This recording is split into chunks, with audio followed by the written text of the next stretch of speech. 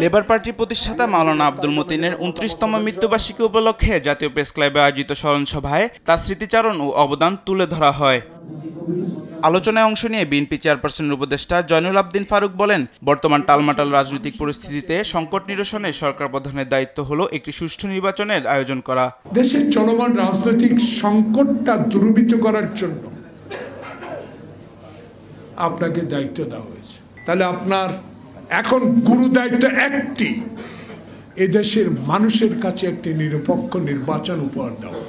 কোন নির্দিষ্ট গোষ্ঠীর প্রয়োজনে নির্বাচন বিলম্ব না করার আহ্বান জানিয়ে বিএনপি স্থায়ী কমিটির সদস্য নজরুল ইসলাম খান বলেন, নির্বাচন কমিশনের প্রস্তুতি থাকলেও ডিসেম্বরের মধ্যে নির্বাচন আয়োজন নিয়ে আপত্তি থাকার কোনো যৌক্তিকতা নেই। ডিসেম্বরের মধ্যে নির্বাচন করতে বাধাটা কোথায়? কারো গোছানোর জন্য সময় দরকার, কারো বন্ধু জোগাড়ের জন্য কিছু সময় দরকার।